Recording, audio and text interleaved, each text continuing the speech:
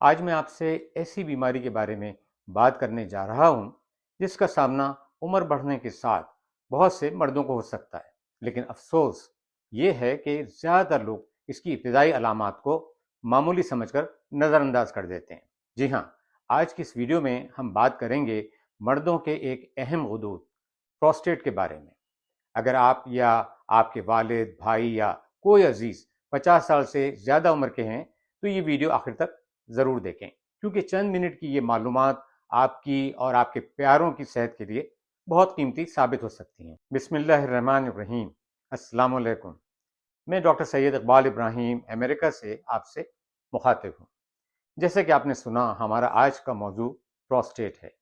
آج میں آپ کو اس کے متعلق نہایت آسان الفاظ میں یہ بتاؤں گا کہ پروسٹیٹ کیا ہے، یہ کیا کام انجام دیتا ہے، اس کے 3 اہم مسائل کیا ہوتے ہیں جن کا جاننا آپ کے لیے بہت اہم ہے، اس کی وہ علامات جو اکثر لوگ نظر انداز کر دیتے ہیں، اس کی تشخیص کیسے کی جاتی ہے، کون لوگ ایسے ہیں جن کو اس کا خطرہ زیادہ ہوتا ہے، اور اس سے آپ کس طرح سے بچ سکتے ہیں۔ دوستو، پروسٹیٹ اخروٹ کے سائز کا ایک غدود ہے۔ یہ ہمارے مثانے کے نیچے ہوتا ہے اور پیشاب کی نالی کو گھیرے رکھتا ہے۔ عمر بڑھنے کے ساتھ اس کا سائز بڑھ سکتا ہے۔ زیادہ تر مردوں میں عمر کے ساتھ پروسٹیٹ بڑا ہو جاتا ہے، جسے بی پی ایچ یا بینائن پروسٹیٹک ہائپرپلازیا کہتے ہیں۔ یاد رکھیں، یہ کینسر نہیں ہوتا، لیکن علامات پیدا کر سکتا ہے۔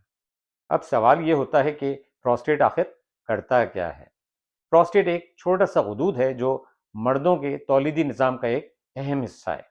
اس کے 2 بنیادی کام ہیں۔ پہلا کام، پروسٹیٹ ایک خاص دودھیا نما سیکریشن بناتا ہے جو اسپرم کو غذا اور تحفظ فراہم کرتا ہے تاکہ وہ زیادہ دیر تک زندہ رہ سکیں۔ دوسرا کام، پروسٹیٹ کی یہ سیکریشن اسپرم کی حرکت یا موٹیلیٹی کو بہتر بنانے میں مدد دیتی ہے، جس سے فرٹیلیٹی کے امکانات بڑھتے ہیں۔ دوستو، اب میں یہاں پروسٹیٹ کے 3 اہم مسائل یا بیماریوں کے متعلق بات کروں گا، اور ان میں موجود جو واضح فرق ہے وہ آسان الفاظ میں بیان کروں گا۔ یہاں میں آپ کی توجہ چاہتا ہوں۔ اب پہلے مسئلے کی بات کرتا ہوں، اسے بی پی ایچ بینائن پروسٹیٹک ہائپرپلازیا کہتے ہیں۔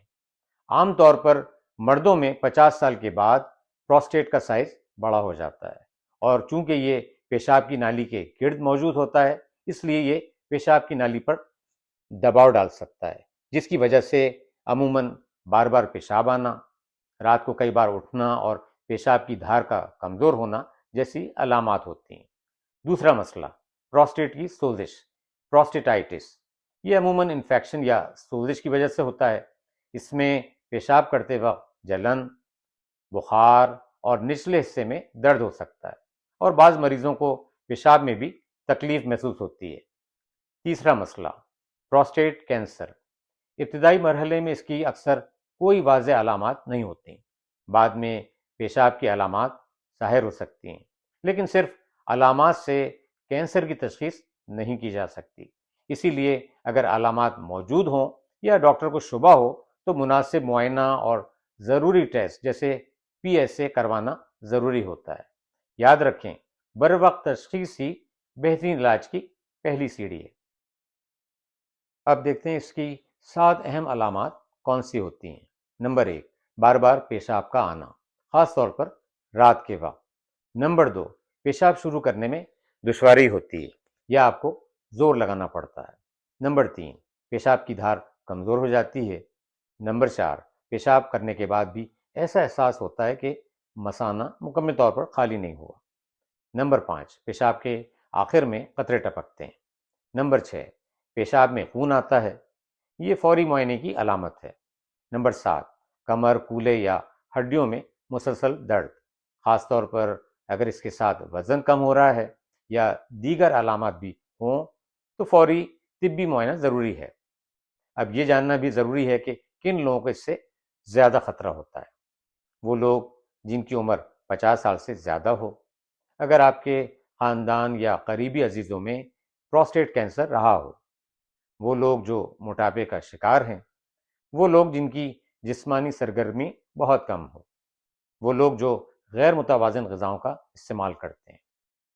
اب ہم یہ جانتے ہیں کہ اگر آپ ان مسائل کا شکار ہیں تو ڈاکٹر آپ کی تشخیص کے لیے عام طور پر کون سے ٹیسٹ کرواتے ہیں؟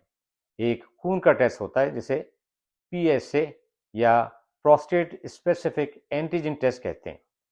اس کے ساتھ ڈاکٹر آپ کے ریکٹم یا بڑی آنت کا معائنہ بھی کرتے ہیں، اور اگر ڈاکٹر ضرورت محسوس کریں تو الٹرا ساؤنڈ یا بایوپسی بھی کرواتے ہیں۔